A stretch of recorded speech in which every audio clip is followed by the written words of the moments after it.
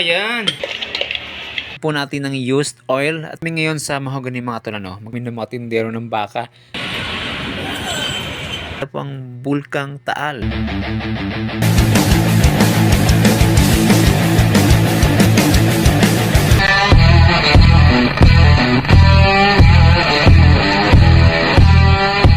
Panibagong araw, panibagong vlog na naman po ang hatid namin sa inyo mga tol. So yun na nga po, pagkatapos po nating mapaayos si RS100, prepare na po agad namin ang aming ingredients para po sa aming chili sauce. At syempre mga tol, ang gagawa lahat ng yan ay si Tol Erwin Doble. At para po mabilis po ang ating trabaho mga tol, gagamit po tayo ng blender.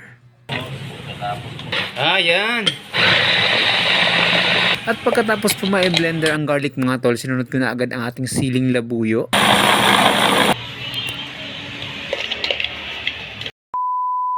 At para naman po makatipid po tayo sa gas mga tol, gagamit po tayo ng kalandilangis na binili ni Tol Erwin sa Shopee. Yan po ang itsura niya. Kailangan lang po natin ng used oil at pagsasaksakan ng kanyang motor pan para mapagana natin ito. At para naman po makatipid tayo sa kuryente mga tol, gagamit lang po tayo ng 12 volts na battery para kung sakaling walang supply ng kuryente ang ating pagpupwestuhan ng ating pares, tuloy pa rin po ang ating pagluluto. So yun na nga mga tol, isasalang lang po natin itong ating kawali. Tapos pag uminit na, lalagyan natin ng mantika. At ilalagay na rin po natin yung aswete natin para yun po ang magsisilbing pampakulay doon sa ating gagawing chili sauce. At isusunod na rin po natin yung bawang.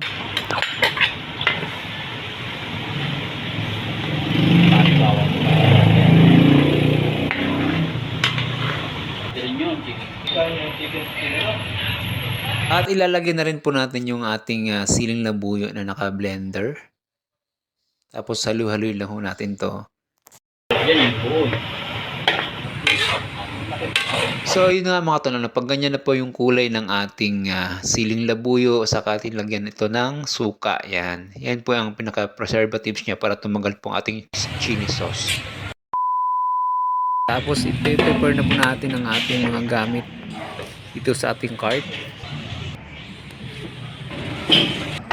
Mga gagamiting mga amenities, heavy duty na kalan namin para sa initan ng pares. Ito kasi yung pwesto ng dero ng pares. Ito naman po yung Java rice po yung magiging rice natin dito ngayon. Ay magiging setup niyan. Yan. Talaga yung natin tangke. Tsaka yung hose ng tangke niya.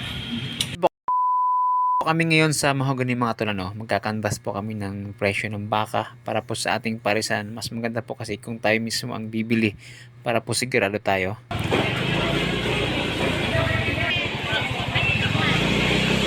Nandito na po kami ngayon sa taas mga tol, sinasalubong na po kami ng mga tindero ng baka. At dito po kami napatapat sa stool na to. Mahogany Fresh Beef ang pangalan. So yun na nga, nagtanong na nga kami sa presyohan ng baka ngayon. At kinuha na rin ho namin ang kanyang number kung sakaling may tatanong pa kami. Wala ako. Pagkatapos po namin sa mahogany mga tol, lumipat naman po kami sa Alfonso para doon naman po kami mag-survey.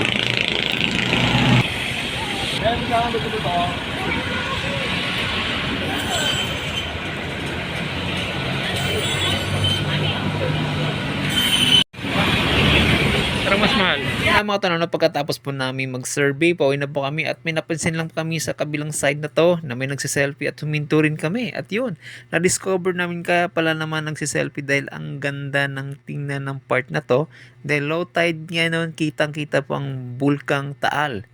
Okay, hanggang dito na lang po ang aming vlog. Thank you for watching.